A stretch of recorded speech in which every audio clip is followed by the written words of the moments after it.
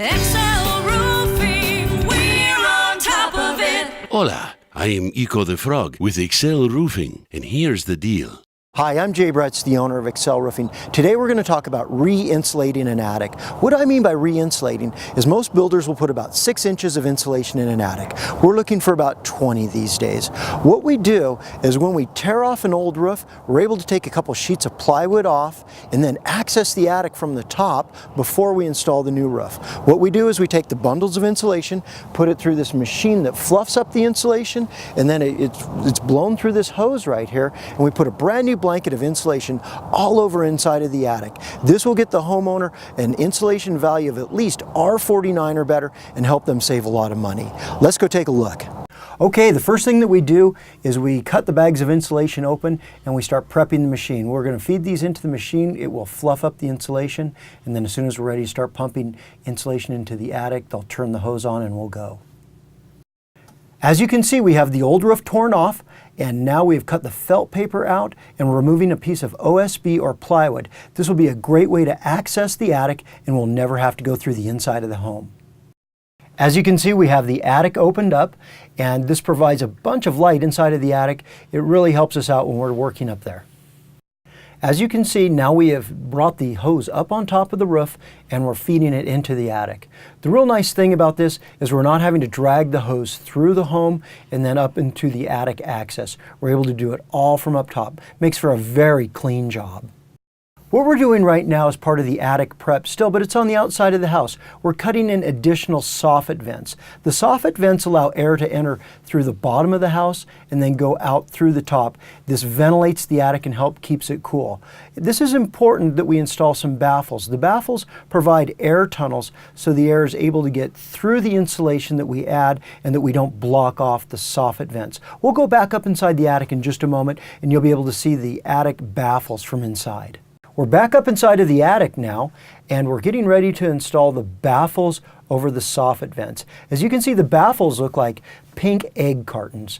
And as you can see, the gentleman is going to tuck these in between the rafters right down to that soffit hole to make sure that we have a nice tunnel for that fresh air to come up inside of the attic. Okay, we're still doing more attic preparation. What you're seeing right now is the upper part of a can light. Down below in the ceiling they look flush, but up above in the attic you can see they rise up about maybe 8 or 10 inches. The steel part of these can lights get very hot. We need to make sure that the insulation is not touching the can light. There are some can lights that are designed to be direct connect that you can insulate right up against. These ones are not. So what we're going to do is we're going to put a tent over the top of this can light. That will allow us to stack the insulation very high next to it, and it still will not be in contact with the light canister itself. Okay, we're finally to the point where we're blowing attic insulation. As you saw before, the prep work takes most of the time. As soon as we get the insulation flowing through the hose, this part goes very, very quick. We'll be able to insulate this entire attic probably in 30 to 45 minutes. It'll be completely done. And we'll have this nice solid blanket of new pink insulation over the entire attic floor. One of the reasons that Excel Roofing really likes attic cat insulation is the height that we install it to is the height that it'll remain. And what I mean by that is if we put in 20 inches, it's going to stay at 20 inches.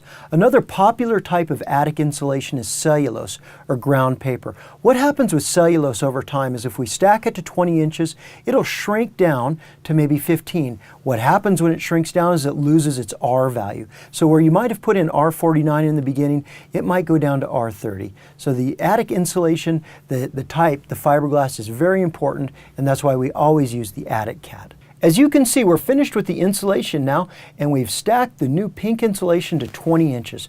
20 inches of the attic cat insulation will give an R value of 49. If you live in a colder climate and you want to get a higher insulation value, we could easily go to R60 by adding another 3 or 4 inches of insulation. It depends upon where you're at. More could be better.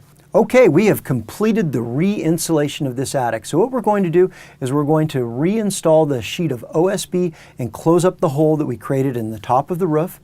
We're going to felt paper over it, put new shingles on it, and it'll be like we were never there. The attic is insulated. We've never stepped foot inside of the home. The homeowners have a brand new roof on, and everything is complete. What a nice, clean, easy job. Now you've seen the process, how easy it is to re-insulate an attic. This homeowner is probably going to see a savings on their monthly utility bill between 30 to 40%. And also, even a better benefit, the house is going to be warmer during the winter time and cooler during the summer. Great option putting in new insulation in the attic. Thanks for watching. Take care. At Excel Roofing, you don't pay a cent until you're content. We're